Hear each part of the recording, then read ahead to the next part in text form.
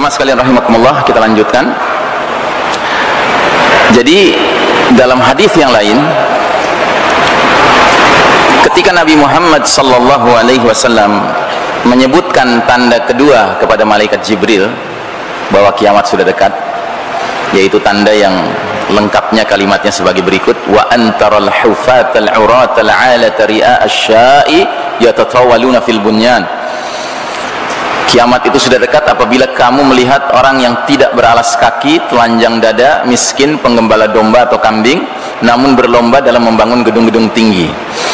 Ketika ini disampaikan, sahabat Abu Hurairah radhiyallahu anhu bertanya, "Man hum ya Rasulullah?" Siapa orang-orang dengan ciri-ciri seperti itu?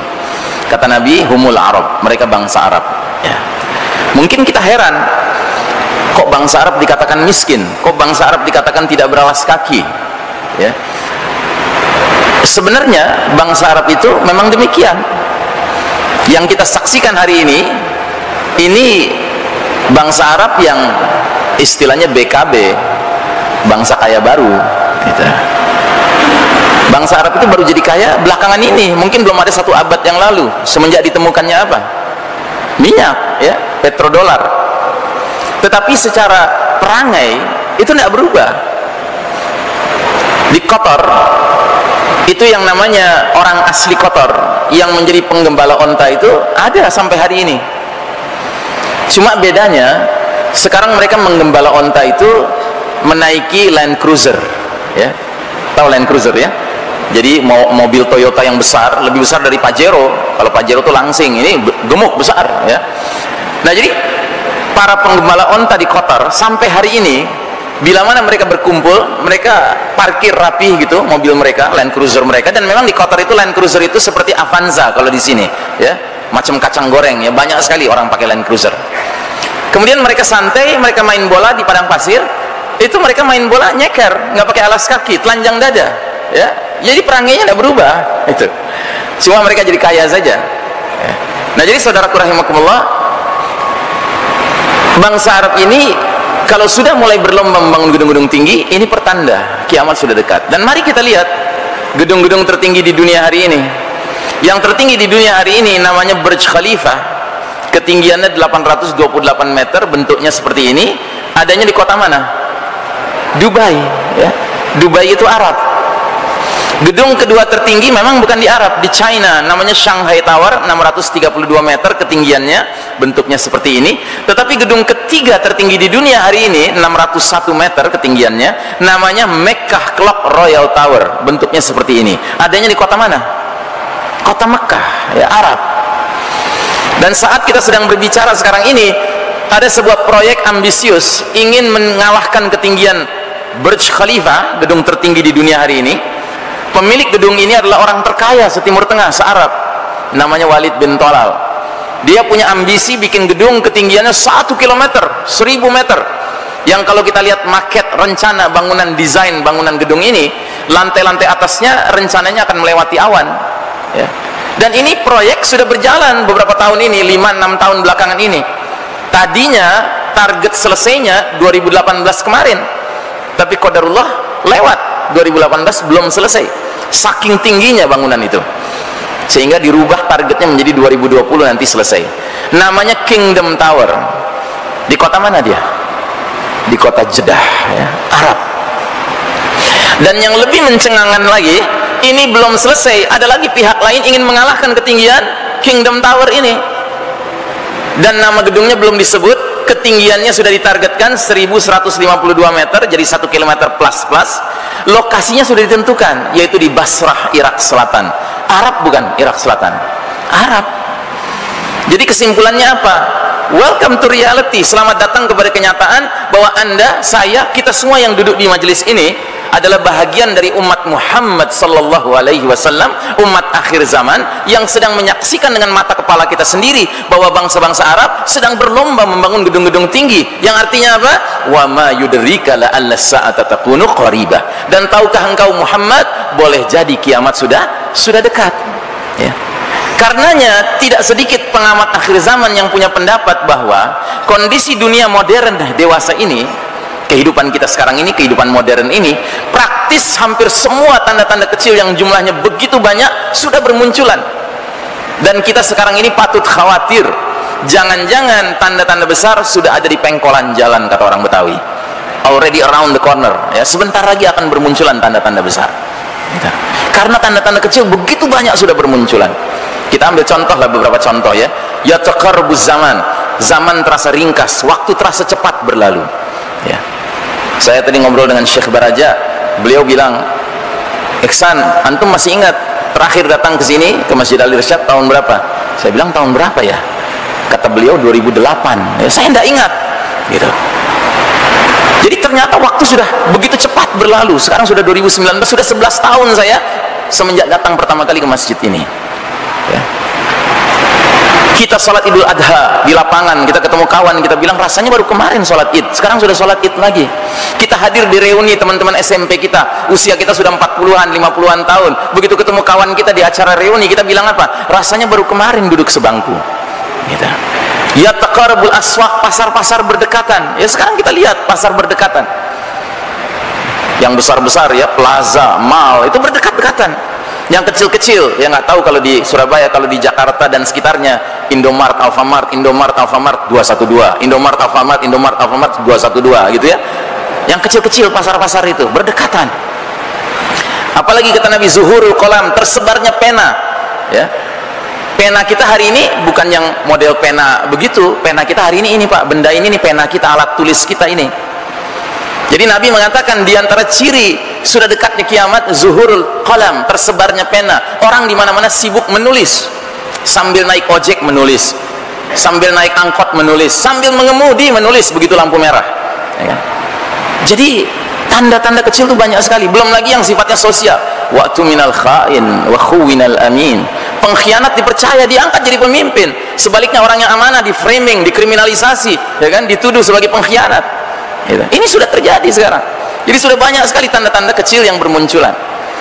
Maka tidak mengherankan kalau pengamat akhir zaman bilang kita harus sudah mulai siap-siap menghadapi alamatul kubroh, tanda-tanda besar. Itu hadis pertama. Hadis yang kedua, hadis yang sering saya sebut hadis periodisasi atau hadis ringkasan sejarah umat Islam. Nabi Muhammad sallallahu alaihi wasallam melalui satu hadis riwayat Imam Ahmad memampatkan perjalanan umat ini ke dalam 5 babak. Ya. Sejak awal Nabi diutus sampai angin lembut nanti berhembus, perjalanan umat ini akan melalui 5 babak. Dan babak demi babak berganti, ternyata kaitannya erat dengan pergantian karakter, sifat-sifat, ciri-ciri kepemimpinannya. Nah, sebelum saya terangkan hadis ini, siapa di majelis ini yang tahu kira-kira kita sekarang sudah di babak keberapa?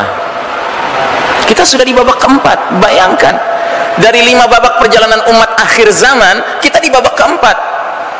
Kalau kita nonton film, jumlah babaknya 5, tiba-tiba kita nonton babak keempat, itu hitungannya kita sedang nonton awal film, tengah film, menjelang akhir film. Ya, menjelang akhir film. Ya, jadi aneh kalau orang kemudian masih menganggap, oh masih jauh kiamat. Ajib. Gitu.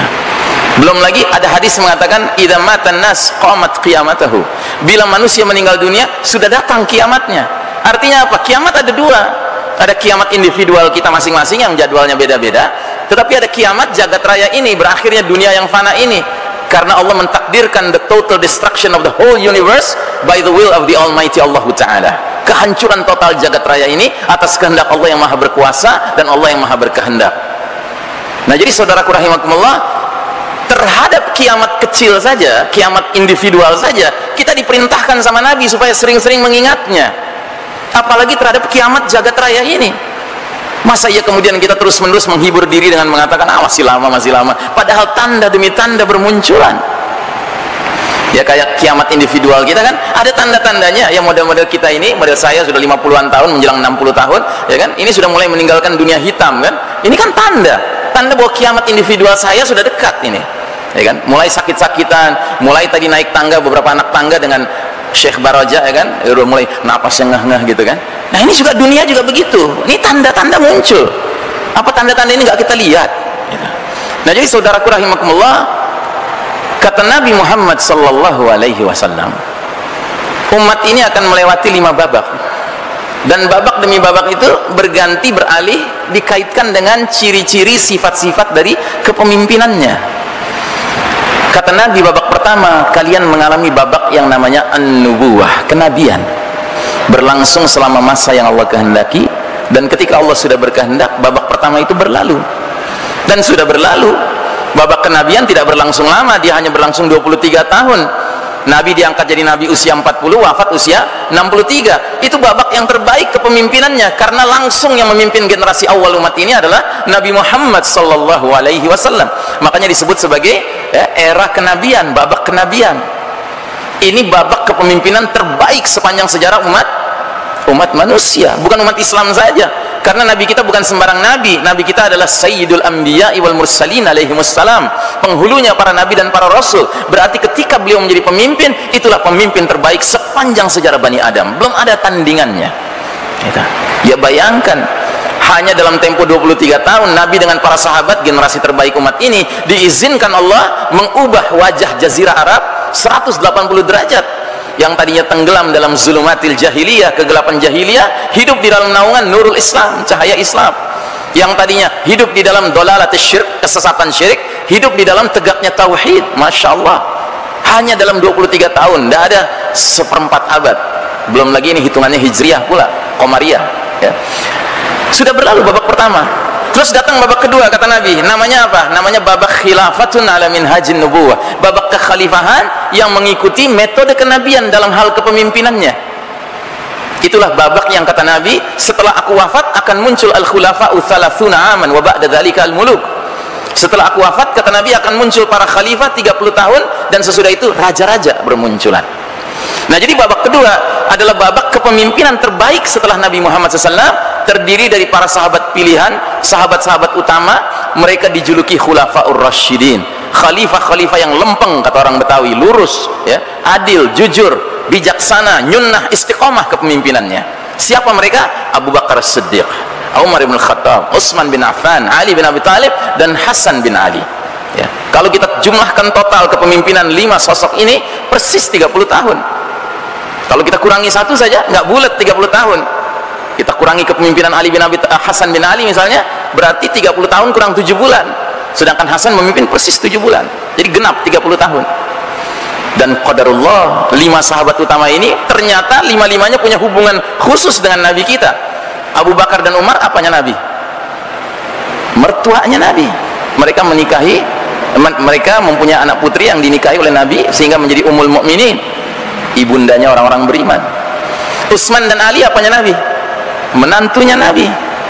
Mereka menikahi putri-putri Rasul. Sedangkan Hasan apanya Nabi? Cucunya Nabi. Dan kita Ahlus Sunnah wal Jamaah punya keyakinan kuat dari Hasan bin Ali inilah, entah generasi keberapa di bawah beliau, akan hadirnya Al-Mahdi, Amirul Mukminin fi akhir zaman, pemimpinnya orang beriman di akhir zaman. Kita beda dengan Syiah. Kalau Syiah yakin dari keturunan Husain. Kenapa? Karena Syiah ini agama ras, Pak.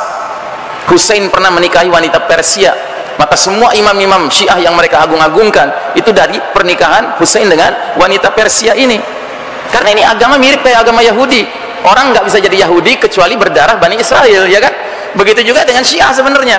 Orang nggak dikatakan Syiah kecuali kalau dia berdarah Persia.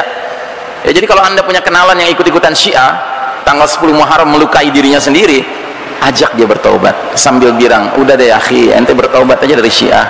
Ente udah capek-capek berdarah-darah gitu, ente dianggap Syiah KW sama mereka gitu. Ente nggak punya darah Persia gitu, ya kan? Sama kan kayak orang Indonesia belaga-belaga jadi Yahudi gitu kan, ya kan? Aduh, udah ente taubat aja deh jadi belaga Yahudi gitu. Ente nggak diterima sama Yahudi, ente Yahudi KW gitu, nggak punya darah Bani Israel gitu. Ini agama ras, Pak. Nah, jadi saudaraku rahimakumullah, berlalu babak kedua, sudah berlalu, dan itu generasi terbaik kepemimpinannya setelah kepemimpinan Nabi Muhammad SAW. Sudah berlalu, hanya berlangsung 30 tahun. Terus datang babak ketiga, kata Nabi, summa takunu mulkan 'adhan, lalu datanglah era raja-raja yang menggigit. Nah, apa yang terjadi di babak ketiga? Di babak ketiga sebenarnya jelas ada perbedaan dengan babak kedua, tetapi sambil ada perbedaan ada kemiripannya juga. Apa kemiripannya, persamaannya? Persamaannya, di babak ketiga umat Islam memiliki pemimpin-pemimpin yang gelarnya nggak berubah, khalifah gelarnya. Dan kalau pemimpinnya julukannya khalifah, berarti sistem bermasyarakat bernegaranya namanya apa? Namanya apa? Khilafah, ya kan? Sama kan kayak kalau pemimpinnya presiden, berarti sistemnya namanya republik, nation state, kan begitu. Kalau ini khalifah ya berarti khilafah. Berarti ini kemiripan babak ketiga dengan babak kedua, sama-sama khilafah. Dan ciri khas khilafah yang paling utama apa? Allah dan Rasulnya dijadikan top priority of obedience, ya. Maaf.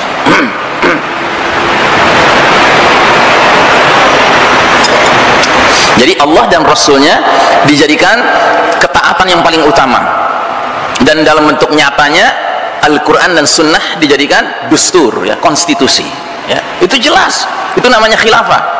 Cuma ada perbedaannya. Perbedaannya apa? Di dalam babak ketiga era mulkan adan itu, jika seorang khalifah wafat, maka penggantinya itu ditetapkan berdasarkan cara-cara kerajaan. Sedangkan dalam sistem kerajaan, kalau pemimpinnya wafat, biasanya penggantinya siapa? Bisa anaknya, bisa adik kandungnya, bisa keponakannya, bisa sepupunya, pendek kata keluarga besarnya. Nah, itu aja, ya. Nah, jadi saudaraku rahimakumullah, babak ketiga ini berlangsung lama sekali. Berapa lama dia berlangsung? Dari 40 Hijriah semenjak berakhirnya era Khulafaur Rasyidin sampai tahun 1342 Hijriah, 1924 Masehi. 1302 tahun, Pak, umat ini menyaksikan era mulkan adan. Pada masa itu silih berganti jatuh bangun kerajaan-kerajaan Islam. Tetapi dari semua kerajaan-kerajaan itu yang terkenal 3: Daulat Bani Umayyah, keluarga Umawi, Daulat Bani Abbasiyah, dan Kesultanan Utsmani Turki. Berlangsung 13 abad, ya, lamanya. Dan kita tidak boleh tutup mata akan realitas sejarah bahwa kadang-kadang selama 13 abad itu umat Islam memiliki khalifah yang adil, kadang-kadang punya khalifah yang lawannya adil apa? Zalim. Nggak bisa kita tutup mata. Tapi sekalipun khalifahnya zalim, umat pada masa itu tidak berpikir berontak. Karena apa? Karena mereka memandang kezaliman khalifah itu sifatnya temperamen, karakter pribadi. Sementara secara sistem umat merasa aman dan nyaman dan tentram di bawah naungan kitabullah was sunnah. Ngerti, ya? Ya. Nah, jadi ini yang harus kita pahami, Pak, soal kepemimpinan. Seringkali kita mengartikan kepemimpinan itu hanya sosoknya saja. Tidak. Kepemimpinan itu harus kita lihat dari 2 tinjauan. Tinjauan sistemnya, tinjauan sosok pemimpinnya.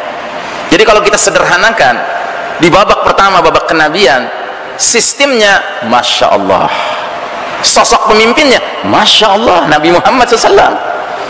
Di babak kedua, sistemnya Masya Allah, sosok-sosok pemimpinnya Khulafaur Rasyidin, Masya Allah. Nah, di babak ketiga, sistemnya masih Masya Allah, tetapi sosok-sosoknya kadang-kadang Masya Allah, kadang-kadang la haula wa la quwata illa billah. Nah, masuk babak keempat. Apa yang terjadi? Mari kita lihat namanya apa. Babak keempat itu namanya era mulkan jabriyan, era para penguasa yang memaksakan kehendak mereka, yang artinya apa? Mengabaikan kehendak Allah dan Rasulnya. Jadi saudaraku rahimakumullah, terjadi peristiwa yang besar sekali ketika babak ketiga berlalu dan babak keempat dimasuki. Karena apa? Karena babak ketiga itu berakhir ditandai dengan runtuhnya rumah besar kita, Pak. Khilafah itu rumah besar kita, Pak. Coba Anda pelajari sejarah. Kesultanan Utsmani Turki, yaitu kekhalifahan yang terakhir, itu luar biasa besarnya wilayahnya, Pak. Membentang dari Afrika Barat, Maroko, sampai ke Indonesia bagian timur, Maluku. Itulah wilayah kita, Pak, dahulu kala. Luar biasa. Nah, kira-kira selama kita sedang tinggal di rumah besar kita itu, Pak, ada enggak pihak yang tidak senang melihat kita dalam satu kesatuan, dalam satu atap bersama? Ada enggak? Ada tidak? Ya ada lah. Siapa itu? Ya musuh. Dan musuh utama kita siapa? Siapa musuh utama umat Islam? Al-Yahud, ya. Allah Ta'ala berfirman, catat surat Al-Ma'idah ayat 82, la tajidanna asyaddan nasi adawatan lilladina amanu al-yahuda walladina asyraku. Sungguh engkau Muhammad akan menemukan manusia-manusia yang paling dahsyat permusuhannya kepada orang-orang beriman adalah kaum Yahudi dan kaum musyrik, ya. Jadi kaum Yahudi, selama kita tinggal dalam rumah besar kita yang dapat IMB dari Allah Ta'ala langsung, ya, khilafah itu rumah besar kita yang dapat IMB dari Allah. IMB-nya, SK-nya nomor berapa? 230, Al-Baqarah ayat 30, inni ja'ilun fil ardi khalifah, itu SK-nya, ya. Nah, selama kita tinggal itu, Mereka berusaha menggerogoti, tapi nggak bisa. Karena apa? Karena umat ini solid. Nah, kapan akhirnya terjadi penggerogotan itu dan berhasil? Ketika di jajaran pimpinan khilafah Kesultanan Utsmani Turki, di tentaranya itu muncul pengkhianat. Barulah mereka bisa kerjasama dengan pengkhianat meruntuhkan bangunan besar umat Islam ini. Siapa nama pengkhianatnya? Mustafa Kemal. Ya. Jangan kasih embel-embel Ataturk, Pak. Ataturk itu artinya bapaknya Turki. Ulama-ulama di Turki tidak ada yang mau ngasih dia embel-embel Ataturk. Mereka lebih senang menyebutnya Mustafa Kemal A'da'i Turk, musuhnya Turki. Ya. Namanya Mustafa Kemal. Ya. Siapa dia ini? Dia Muslim. Dia salah seorang jenderal di ketentaraan khilafah. Cuma dia berdarah Yahudi, Pak. Dan ternyata ukhuwah damawiyah dia, persaudaraan darah dia lebih kental daripada ukhuwah imaniyah dia, persaudaraan keimanannya. Artinya apa? Dia lebih loyal kepada kaum Yahudi daripada kepada kaum mukminin. Makanya diam-diam dia bekerja sama untuk meruntuhkan bangunan besar khilafah ini. Bagaimana caranya? Dia tanamkan pada awalnya kecintaan umat kepada dirinya dengan cara dia tampil sebagai jenderal yang patriotis. Nah, ketika dia sudah yakin umat mencintai dirinya, baru dia lansir gagasan-gagasan sesatnya. Dan diantara yang dia katakan apa? Hai umat Islam, kalau kita mau maju nggak ada jalan lain. Kita harus tinggalkan ajaran Islam yang sudah ketinggalan zaman, dan kita harus mengikut kepada bangsa-bangsa yang sudah lebih maju dari kita. Yang dia maksud siapa? Eropa Barat kafir. Dan kemudian dia katakan, kita harus bubarkan sistem bermasyarakat yang sudah kuno ini. Kita harus mendirikan negara Turki modern, sekuler, berpaham nasionalisme.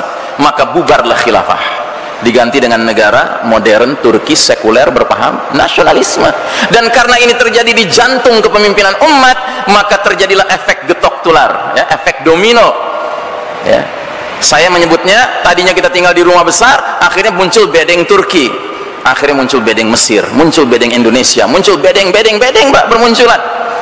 Dan sifat bedeng ini sudah beda dengan rumah besar ini. Kalau di rumah besar tadi kita semua sepakat, Allah dan Rasulnya kita junjung tinggi sebagai top priority of obedience, ketaatan utama kita, Quran dan Sunnah harga mati, begitu. Tapi kemudian ketika bedeng-bedeng ini muncul, ini bedeng-bedeng ini dikarang, Pak, dikaryakan, dibantu oleh musuh-musuh Allah dalam membuatnya bedeng-bedeng ini. Ya. Nah, bedeng-bedeng ini berdiri tidak lagi menjadikan Quran dan Sunnah sebagai harga mati, tidak. Atau dalam bahasa lain, kita masuk ke dalam kegelapan babak keempat ini, yang kata Nabi, kaqita'il lailil muslim, kayak sepotong malam yang gelap gulita. Dalam satu ruangan kalau gelap, itu karena absennya apa, Pak? Kenapa bisa gelap dalam satu ruangan? Karena ada yang absen. Apa yang absen, Pak? Cahaya, ya. Nah, bagi kita orang beriman, Pak, cahaya utama kita dari mana? Dari Allah Ta'ala. Allahu nurus samawati wal ard. Dan Allah itu menurunkan cahaya lewat Nabi akhir zaman dengan kitab yang namanya Al-Quranul Karim. Allah katakan dalam surat Ibrahim ayat pertama, Alif Lam Ra, kitabun anzalnahu ilaika litukhrijan nas minaz zulumati ilan nuri biizni rabbihim ila siratil azizil hamid. Alif Lam Ra, kitab Al-Quran ini kami turunkan kepada engkau Muhammad agar engkau mengeluarkan manusia dari kegelapan menuju cahaya dengan izin Rabb mereka menuju jalan Allah yang maha perkasa lagi maha terpuji. Jadi begitu rumah kita runtuh, Pak, yang tadinya rumah ini disinari dengan Al-Quran, ya, plus sunnah tentunya, tiba-tiba muncul bedeng-bedeng di mana Al-Quran ini masuk laci, Pak, masuk lemari, diganti dengan apa? Dengan lampu tempel, Pak, lampu tempel karangan manusia, gitu. Dan cilakanya, belum terlalu lama tinggal di dalam bedeng-bedeng dengan lampu tempel ini, sebagian umat Islam sudah mulai menganggap lampu tempel ini dengan lentera Rabbani Al-Quran sama, cocok-cocok saja gitu, fine-fine saja gitu. Buktinya apa? Ya buktinya bagian pertama dari lampu tempel di negeri kita ini cocok dengan ayat Qul huwallahu ahad gitu. Dicarilah. Jadi artinya ilmu cocokologi, Pak, gitu. Tapi hakikatnya apa? Lentera Rabbani disingkirkan. Bagaimana kita akan hidup dalam cahaya lagi kalau begini caranya? Tidak mungkin. Kita hanya akan kembali kepada kehidupan yang penuh cahaya dari Allah Ta'ala ketika umat Islam dengan kesadaran sendiri mengatakan selesai masanya lampu tempel, sekarang kita kembali hanya kepada kitabullah. Tapi kalau kita masih main-main di antara lampu tempel dengan lentera Rabbani dan menganggap ini ada kemiripan, la haula wala quwata illa billah. Nah, jadi saudaraku rahimakumullah, musuh-musuh Islam begitu melihat rumah ini sudah runtuh dan muncul bedeng-bedeng, lalu mereka merajut, Pak, bedeng-bedeng ini dalam satu rajutan yang simbolnya seperti gambar di layar ini, Pak. Ini simbol apa? Siapa yang tahu ini simbol apa?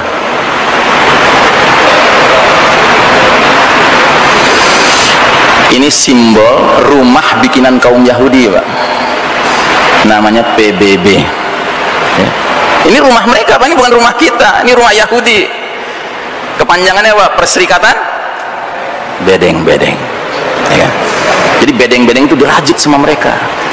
Hanya orang-orang yang bermental bedengisme lah yang menganggap PBB sebagai tempat merujuknya. Tetapi bagi orang yang ngerti sejarah, yang ngerti Islam, ya kan, dia akan mengatakan ini rumah bikinan Yahudi. Ngapain kita bernaung di bawahnya? Coba perhatikan, PBB itu punya banyak dewan, Pak. Tetapi dewan yang paling menentukan namanya Dewan Keamanan PBB. Anda tahu Dewan Keamanan PBB jumlah anggotanya berapa negara? 15 negara. Dengan catatan 10 negara anggota tidak permanen, aplusan, gonta-ganti. 5 anggota, 5 negara anggota permanen. Punya hak veto, powerful, sangat kuat pengaruhnya. Siapa mereka? Amerika, Inggris, Prancis, Rusia, Cina. Amerika, Inggris, Prancis, Rusia, Cina. Ada yang muslim, Pak? Ada yang muslim? Nggak ada, kafir semua, bahkan musyrik. Ini yang mimpin dunia hari ini, Pak. Terus kita masih berharap kepada PBB. Ajib. Gitu. Padahal ini pemimpin-pemimpin di depan layar, Pak. Di belakang layarnya siapa? Al-Yahud. Ingat, Allah menggambarkan Yahudi itu mirip sifatnya kayak orang munafik. La yuqatilunakum jami'an illa fi quran muhassanatin aw min wara'i judur. Mereka sekali-kali nggak akan memerangi kalian serentak, langsung, face to face, tetapi di balik tembok yang tebal, di balik benteng yang kokoh. Nah, di antara tembok tebal mereka, benteng kokoh mereka adalah institusi yang namanya PBB itu, Pak. Ya. Coba lihat tentara-tentara Israel kalau langsung berhadapan dengan mujahidin, walaupun remaja-remaja Palestina yang cuma pegang batu, Pak. Lihat foto-fotonya, biasanya satu remaja Palestina berhadapan dengan berapa tentara Yahudi? 5 tentara Yahudi, lengkap dengan helmnya, lengkap dengan baju anti pelurunya, lengkap dengan senjata canggihnya, Pak. Konon kabarnya, dari semua angkatan bersenjata di seluruh dunia hari ini, satu-satunya angkatan bersenjata yang pabrikasi seragam tentaranya, bagian celananya ada pampersnya, itu cuma Israel. Kenapa? Karena tentara Yahudi itu paling pengecut. Dia kalau sudah berhadapan dengan mujahidin, ya kan, mereka itu kencing-kencing, Mbak. Gitu. Nah, daripada mereka kencing di celananya, ya di pampersnya aja. Gitu. La haula wala quwata illa billah. Nah, jadi saudaraku rahimakumullah, babak keempat inilah babak di mana kita hidup sekarang ini. Dan saya sering mengatakan, we are living in the darkest chapter of the Islamic history. Kita sedang menjalani babak paling kelam dalam sejarah umat Islam. Belum ada babak lebih kelam dari babak yang kita alami sekarang ini. Ini babak berat sekali, Pak. Gimana tidak berat? Allah nguji kita umat Islam dengan kekalahan secara duniawi pada diri umat Islam, sementara yang berhak memimpin dunia atas izin Allah adalah kaum kafir. Kita ini sekarang sedang menjalani era yang kata Nabi dalam hadis ini, kita menyebutnya hadis lubang biawak. Nabi bersabda, la tattabi'unna sunanal ladzina min qablikum shibran bi shibrin wa dira'an bi dira'in hatta law dakhalu fi juhri dabbin latsaba'tumuhum. Sungguh kalian umat Islam kelak nanti di akhir zaman akan mengikuti kebiasaan, cara hidup, way of life orang-orang sebelum kalian, sejengkal demi sejengkal, sehasta demi sehasta, sehingga sekiranya mereka yang kalian ikuti masuk lubang biawak sekalipun, kalian terus mengikuti mereka. Para sahabat bertanya-tanya, ya Rasulullah, al-Yahuda wan Nasara, ya Rasulullah, apakah yang kau maksud adalah kaum Yahudi dan Nasrani? Kata Nabi, faman, siapa lagi kalau bukan mereka?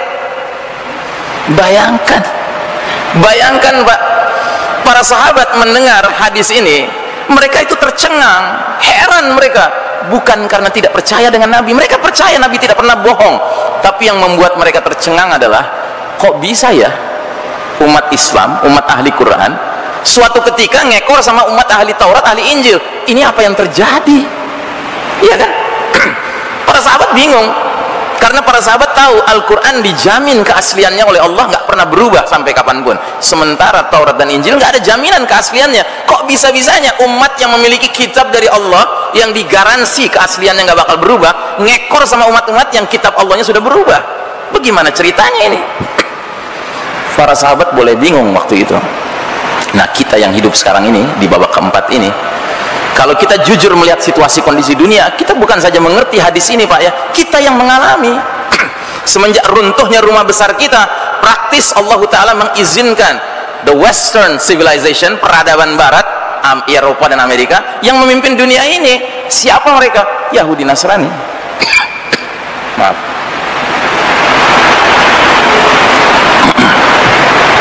Nah, jadi saudaraku rahimakumullah, kondisi yang kita alami ini kalau kita renungkan dalam-dalam, di kondisi yang sangat berat ya. Dan kondisi ini sebenarnya Allah sudah katakan akan dialami oleh kita. Di mana Allah katakan? Allah mengatakannya di surat Ali Imran 140. Dalam ayat ini Allah gambarkan sebuah sunnatullah, sebuah hukum Allah yang disebut dengan sunnatut tadawul, sunnah pergiliran. Allah berfirman, wa tilkal ayyamu nudawiluha bainan nas.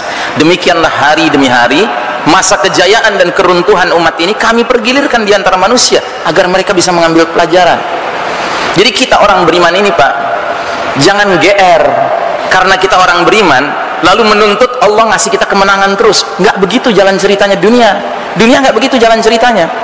Dunia ini tempat segala sesuatu silih berganti, Pak. Jangankan umat, pribadi kita satu-satu berbeda-beda dari hari ke hari. Kadang kita sehat, kadang kita sakit, kadang kita senang, kadang kita susah, kadang kita beruntung, kadang kita rugi, kadang kita menang, kadang kita kalah. Begitulah perjalanan dunia. Lain dengan akhirat. Kalau di akhirat orang yang senang terus, Pak. Mudah-mudahan kita termasuk ahlul jannah. Dan orang yang sengsara terus. Wa na'udzubillahi min dzalik. Tapi di dunia ini, Pak, nggak ada ceritanya umat Islam menang terus, nggak ada ceritanya ya. Semua sifatnya silih berganti. Karenanya di dalam menggambarkan perjalanan 5 babak ini, dalam skemanya saya perlihatkan ada garis merah di tengah-tengahnya. Ini bukan garis kemiskinan ya, ini garis kejayaan. Kadang umat ini berada di atas garis merah. Di babak pertama umat berada di atas garis merah dipimpin Nabi Muhammad SAW. Di babak kedua masih di atas garis merah dipimpin Khulafaur Rasyidin. Di babak ketiga masih garis merah dipimpin oleh para khalifah-khalifah yang merupakan raja-raja. Tapi begitu masuk babak keempat, kita meluncur melewati garis merah, berada di bawah kita, Pak. Yang di atas siapa? Al-Kuffar ya. Ini skenario Allah, ini kehendak Allah. Kita nggak perlu ngomel dengan Allah Ta'ala, kita terima ini sebagai kenyataan. Dan ingat, kalau kita mengatakan Allah mengizinkan orang kafir memimpin dunia, itu bukan berarti Allah ridha dengan kepemimpinan mereka. Tidak. Tolong bedakan, Pak, antara izin Allah dengan ridha Allah. Tidak semua yang Allah izinkan terjadi di dunia ini pasti Allah ridhai. Tidak. Contohnya mahasiswa-mahasiswi masuk ke kos-kosan, awalnya belajar, lama-lama digoda setan, berzina kayak suami istri. Mungkinkah mereka berzina tanpa izin Allah? Mungkin tidak. Tidak mungkin. Mereka bisa berzina karena Allah izinkan takdir itu terjadi. Tapi Allah ridha tidak dengan perbuatan zina? Allah tidak ridha ya. Makanya jangan sekali-kali kita menggunakan logika yang nggak beres gitu dengan mengatakan, wah alhamdulillah, rupanya calon yang gue jagokan jadi, Allah ridho sama dia. Enak aja ridho ya kan? Allah izinkan dia jadi, iya benar. Tapi ridho tidak. Lihat dulu dia mimpin dengan apa. Kalau masih memperpanjang lampu tempel yang dipakai diagung-agungkan, ya apa menangnya di situ, apa ridhonya di situ gitu. Nah, jadi saudaraku rahimakumullah, tapi alhamdulillah Nabi Muhammad SAW mengatakan bahwa babak yang sedang kita jalani sekarang ini, babak keempat ini, era mulkan jabarian ini, era para penguasa yang memaksakan kehendak ini bukan babak terakhir. Hadisnya belum berhenti di situ. Kata Nabi, babak keempat ini nasibnya sama dengan babak pertama, kedua, dan ketiga. Apa itu nasibnya? Berlangsung selama masa yang Allah kehendaki. Ketika Allah sudah berkehendak, babak keempat ini akan berakhir. Jadi akan berakhir juga, Pak, babak keempat ini. Sekalipun penulis-penulis Barat Amerika khususnya sudah mengatakan, mereka bikin tulisan-tulisan, the end of the world is victory for democracy and capitalism, katanya. Ujung akhir perjalanan dunia adalah kemenangan bagi demokrasi dan kapitalisme. Ini adalah dusta besar. Tidak demikian. Nabi Muhammad SAW mengatakan babak keempat ini akan berlalu untuk kemudian datang babak kelima sekaligus babak terakhir. Apa itu babak kelima? Tsumma takunu khilafatan ala minhajin nubuwah tsumma sakata. Kemudian datanglah era kekhalifahan yang mengikuti metode kenabian, kemudian Nabi diam. Para ahli hadis mengatakan kemudian Nabi diam itu isyarat sampai disitulah batas umur umat Islam. Berarti ujung akhir umur kita ini, Pak, umat Islam ini, husnul khatimah apa su'ul khatimah? Husnul khatimah apa su'ul khatimah, Pak? Yakin. Jadi khilafah husnul khatimah nih.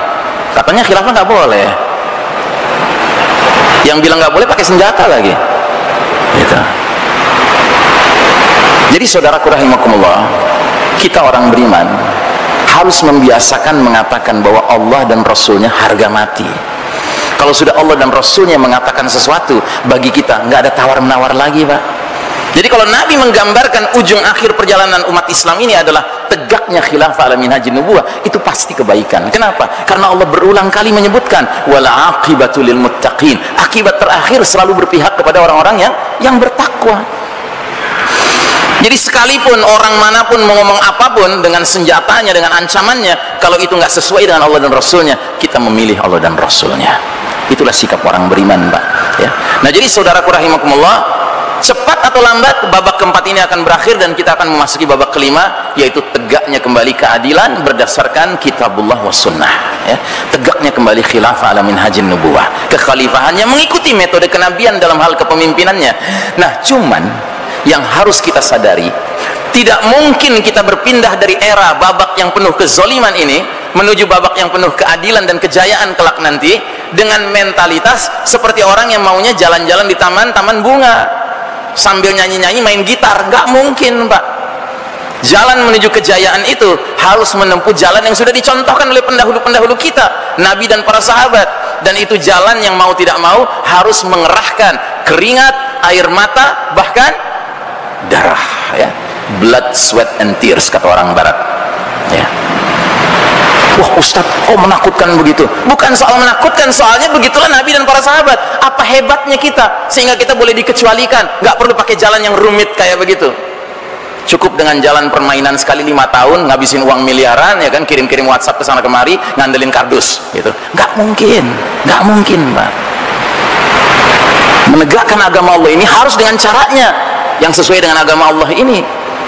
Makanya kita mengucapkan 2 kalimat syahadat, karena 2 kalimat syahadat kita ini persaksian akan ghayatul haya dan tariqul haya. Ghayatul haya kita, tujuan hidup kita apa? La ilaha illallah. Jalan hidup kita apa? Muhammad Rasulullah SAW. Ini harga mati, Pak, buat kita. Nah, jadi saudaraku rahimakumullah, perpindahan kita dari babak yang sedang kita jalani sekarang ini, the world as we know today, dunia yang kita kenal hari ini, babak mulkan jabarian, menuju babak khilafah ala minhajin nubuwah, masa kejayaan Islam kembali.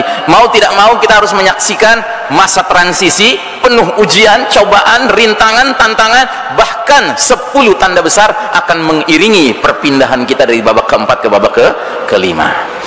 Waduh, Ustadz udah mulai ngomong 10 tanda besar, berarti udah deket dong kiamat. Apa iya? Kalau ada yang bertanya begitu, jawab dengan pertanyaan lagi, siapa bilang masih lama? Gitu. Orang dari tadi sudah dibahas ayatnya.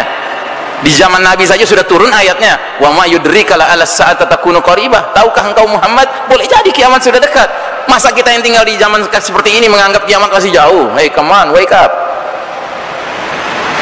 Malah kalau mengikuti aturan main semua film, Pak, film laga, ya kan?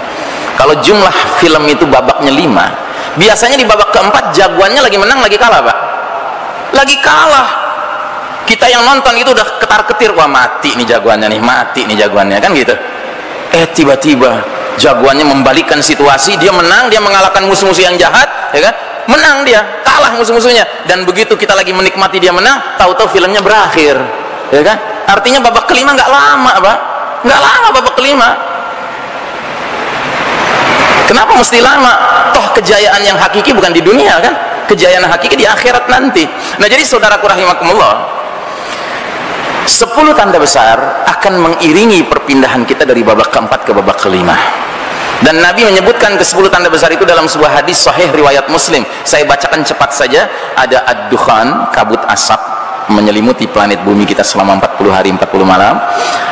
Ada sosok Dajjal, a'zamul fitnah, fitnah yang paling dahsyat sepanjang zaman. Ada dabbatul ard, binatang melata yang tadi sudah saya singgung, akan ngasih tanda siapa orang beriman, siapa orang kafir. Kemudian ada matahari terbit dari tempat terbenamnya, pertanda pintu taubat sudah tertutup.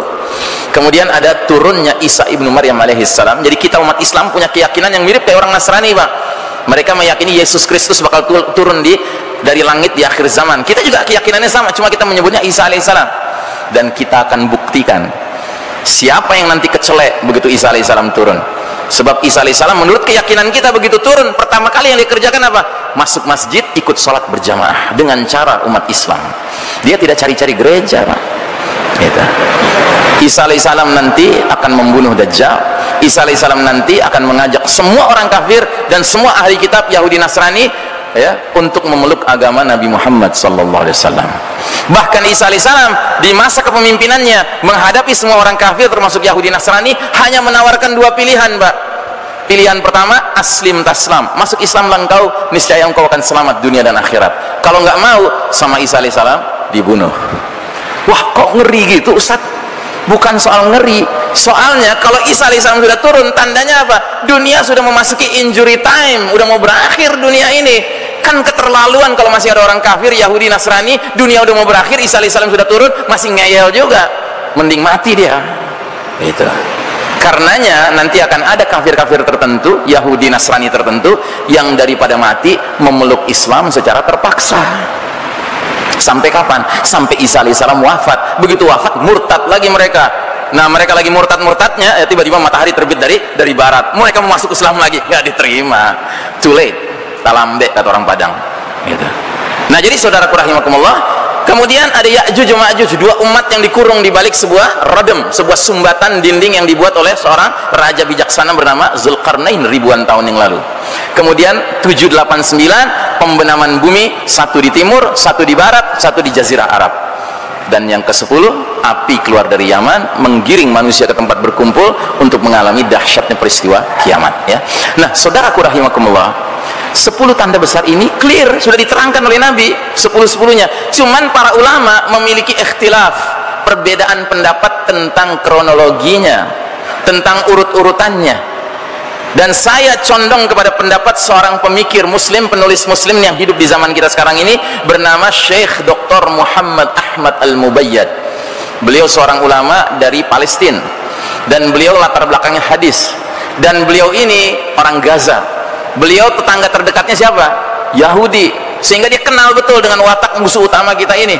Karenanya kalau Anda baca kitab ini, Pak, ensiklopedia akhir zaman ini, Anda tidak saja akan mengalami transfer of knowledge, transfer pengetahuan, tetapi terjadi transfer of ruhul jihad, ya. Dan saya mengandang kitab tentang akhir zaman yang terbaik sejauh ini yang saya pelajari adalah kitab ini, ya. Masya Allah, ini kitab, ya. Beliau punya pendapat bahwa tanda besar yang paling awal adalah ad-dukhan, kabut asap. Setelah itu pembenaman bumi di timur, pembenaman bumi di barat. Nah, setelah 3 tanda besar berupa bencana-bencana alam yang dahsyat ini, hadirlah Amirul Mukminin fi akhir zaman, pemimpinnya orang-orang beriman, Al-Mahdi, ya. Jadi Al-Mahdi muncul ketika dunia ini sudah berubah sama sekali, Pak, karena bencana-bencana alam yang sangat hebat, ya. Jadi saudaraku rahimakumullah, kemunculan Al-Mahdi itu pada saat kebanyakan manusia sedang sibuk memikirkan masalah yang paling mendasar, yaitu makanan, sementara umat Islam dapat hadiah. Hadirnya the certified leader, pemimpin yang dapat sertifikat dari Allah dan Rasulnya, Al-Mahdi. Masya Allah, ya. Sehingga umat-umat yang lain masih centang perenang sibuk memikirkan nasib pribadi-pribadinya. Umat Islam yang faham segera bergabung dengan Al-Mahdi dan membangun masyarakat khilafah ala minhajin nubuwah yang berdiri di Syam dengan ibu kota awalnya Damaskus, ibu kota terakhirnya nanti Baitul Maqdis, ya. Masya Allah. Nah, jadi saudaraku rahimakumullah, kenapa Syekh Mubayyad mengatakan ad-dukhan ini yang paling pertama? Ini yang menarik.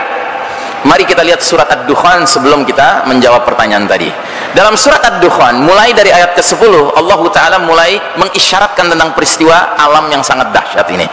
Fartaqib yawma ta'tis sama'u bidukhanim mubin. Maka tunggulah hari ketika langit membawa dukhanin mubin, kabut yang nyata. Jadi dukhan itu kabut, mubin itu nyata. Jadi nanti kabut ini tebal, pekat, ya, menyelimuti planet kita ini sehingga gelap gulita. Kata Nabi, arba'ina yauman wa arba'ina laila, 40 hari 40 malam kita akan hidup dalam kegelapan, Pak. Dan awal mulanya terjadi di bulan Ramadan. Makanya mereka-mereka yang peduli akhir zaman, setiap bulan Ramadan datang bukan sekedar bergembira karena datangnya bulan taat, bulan ibadah, bulan Al-Quran, tetapi juga ketar-ketir, khawatir jangan-jangan Ramadan inilah jatuhnya bintang berekor yang menyebabkan terjadinya peristiwa dahsyat dukhan itu. Ya. Nah, jadi saudaraku rahimakumullah, di ayat berikutnya kata Allah Ta'ala, yaghshannas, kabut ini akan meliputi seluruh manusia. Kalau dalam bahasa hadisnya, menyelimuti seluruh wilayah timur, seluruh wilayah barat. Hadza azabun alim, inilah azab yang pedih. Nah, ini kalimat kuncinya di sini, Pak. Jadi Syekh Mubayyad, penulis kitab ensiklopedia akhir zaman, beranggapan kenapa tanda besar pertama itu harus dukhan, padahal dukhan adalah azab yang pedih, karena perjalanan umat manusia sedang memasuki babak keempat yang disebut babak mulkan jabarian, di mana peradaban umat manusia mempertontonkan kesombongan, kemungkaran, kemaksiatan, kezaliman, kemunafikan, kesyirikan, kekufuran yang luar biasa kepada Allah Rabbul Alamin. Tidakkah kita lihat, wahai saudara-saudaraku, bahwa dunia modern ini adalah peradaban yang sangat sombong, peradaban yang sangat mungkar, yang sangat penuh kemaksiatan, sampai ada ulama mengatakan era modern kita sekarang ini, Pak, adalah era di mana dosa-dosa umat terdahulu ngumpul sekaligus di era ini. Padahal di era dulu, Pak, ada umat-umat tertentu yang terlibat cuma dengan satu dosa saja. Allah kirim Nabi untuk bertaubat kaum itu, tapi nggak mau bertaubat. Akhirnya Allah kirim malaikat menyuruh Nabi itu menyingkir dengan keluarganya, dengan pengikutnya yang beriman, supaya kaum itu nanti diazab habis. Nah, itu cuma satu dosa, Pak. Ini sekarang semua dosa ngumpul, Pak, di era kita sekarang ini. Saya kasih contoh-contoh sederhana saja. Yang contoh ini boleh jadi Anda pernah lihat juga, karena saya dapatkannya di sosmed, Pak. Ini gambar ini, penghinaan terhadap Al-Quran. Orang duduk jongkok, posisinya kayak sedang berdoa, khusyuk banget doa, sambil yang dia injak apa? Al-Quran. Ah, Ustadz ini main-main aja, ini sandiwara. Emang boleh sandiwara nginjek-nginjek Al-Quran? Ya. Apakah kita pikir perilaku orang seperti ini tidak mengundang azab Allah? Ini mengundang azab Allah. Kok orang seperti ini bisa lolos? Ya karena hukum yang diberlakukan bukan hukum Allah, hukum manusia. Sedangkan bukan rahasia lagi kalau hukum manusia yang diberlakukan, maka bisa dimanipulasi, bisa dipermainkan. Gambar berikutnya, lihat penghinaan terhadap ajaran Islam, bahkan terhadap Allah Ta'ala. Ditulis dalam Twitter seorang perempuan, entah siapa dia perempuan ini ya, yang sebelah kiri tulisannya, Mukidi baru gagal 5 tahun kalian sudah minta dia diganti, sedangkan Islam sudah gagal 1440 tahun kalian masih saja memeluk Islam. Apa kalimat seperti ini Anda pikir tidak menggoyang arsy? Ini menggoyang arsy, Pak. Belum lagi kalimat yang sebelah kanan, saya nggak tega membacanya, Pak, karena kalimat ini kurang ajarnya, na'udzubillah. Intinya adalah si wanita ini lewat Twitternya mengatakan dia ingin mengajari Allah Ta'ala, karena kitab Allah itu banyak ketidaksempurnaannya. Na'udzubillahi min dzalik. Siapa dia? Dia bisa hadir ke dunia saja karena Allah mengizinkan. Nah, belum lagi gambar berikut ini, Pak. Saya yakin semua Anda tahu gambar apa ini.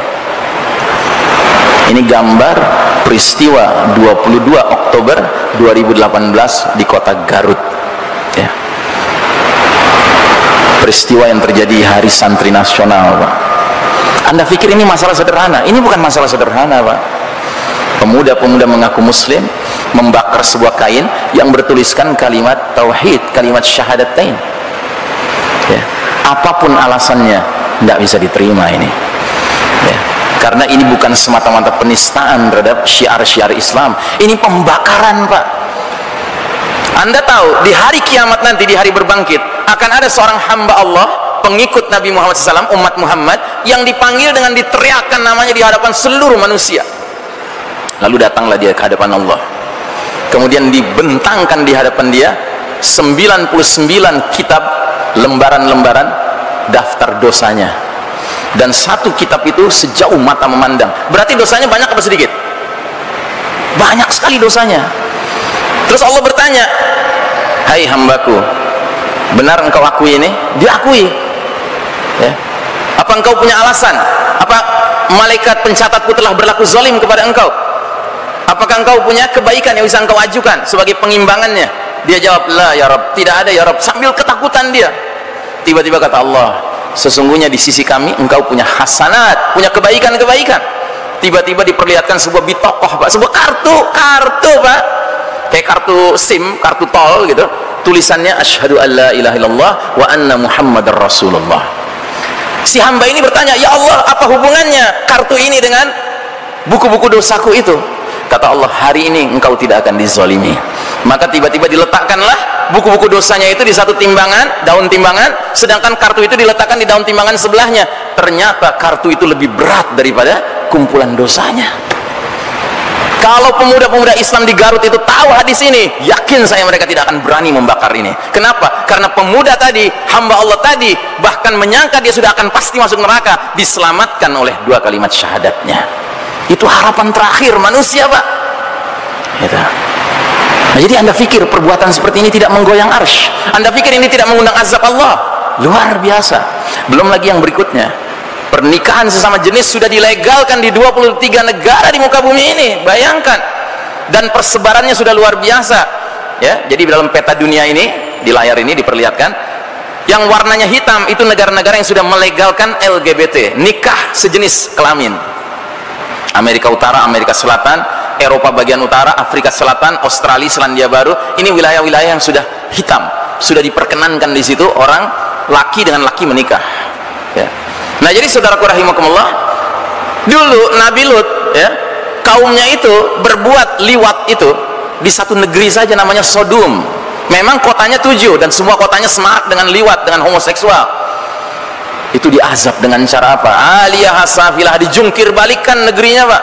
Mereka berjatuhan dengan kepala terlebih dahulu, lalu bertubi-tubi datang sijilin mandud musawwamah, batu-batu panas, tanah liat jatuh bertubi-tubi, musawwamah, ada namanya, Pak. Nama Nabi Lut nggak ada, makanya Nabi Lut nggak kena. Nama putri-putri Nabi Lut nggak ada, nggak kena. Pengikut yang beriman dari Nabi Lut nggak kena karena namanya nggak ada. Istri Nabi Lut kena karena namanya ada di batu itu. Dan kenapa istri Nabi Lut kena? Karena istri Nabi Lut tidak mentaati perintah yang kedua dari malaikat. Kata malaikat, keluarlah kalian evakuasi sebelum subuh, karena subuh sudah dekat waktunya dan itu waktu azab akan datang. Dan yang kedua, jangan tengok ke belakang. Lut lari melihat ke depan, anak-anaknya melihat ke depan, pengikut-pengikutnya melihat ke depan, istrinya hatinya terpaut dengan bangsanya, dengan kaumnya. Dia nengok ke belakang. Begitu nengok ke belakang, dia lihat itu negerinya dijungkir balikan. Dia berteriak, aduhai kaumku, ya. Hatinya terpaut, Pak, dengan ahli maksiat. Maka dia kena hantaman, ya. Jadi saudaraku rahimakumullah, ya. Kalau satu negeri saja dibegitukan, sekarang sudah 23 negara, Pak, di seluruh dunia melegalkan LGBT. Kira-kira layak nggak diazab dunia modern ini, ya? Karenanya kembali lagi ke surat Ad-Dukhan, di ayat ke-16-nya Allah Ta'ala berfirman, Yawma nabtishul batsyatal kubra inna muntaqimun. Ingatlah hari ketika kami menghantam mereka dengan hantaman yang keras, sesungguhnya kami Allah Ta'ala adalah pemberi balasan. Jadi Dukhan ini disebabkan oleh hantaman keras yang datang dari langit. Dalam bahasa surat At-Tur, Allah menggunakan kalimat kisfan minas sama'i saqiton, bongkahan-bongkahan batu berjatuhan dari langit. Kalau dalam bahasa hadisnya, bintang berekor jatuh di bulan Ramadan. Kalau dalam bahasa modernnya apa, Pak? Meteor, ya. Jadi meteor akan jatuh menghantam planet kita ini. Alhamdulillah, planet kita ini diciptakan Allah ada perisainya, Pak, tamengnya, namanya lapisan atmosfer. Menurut para ilmuwan, di jagat raya kita ini, Pak, berseliweran di sekitar planet bumi kita ini meteor-meteor yang ukurannya raksasa, besar sekali, yang kalau satu saja melintas dan menabrak planet kita ini, itu dahsyat.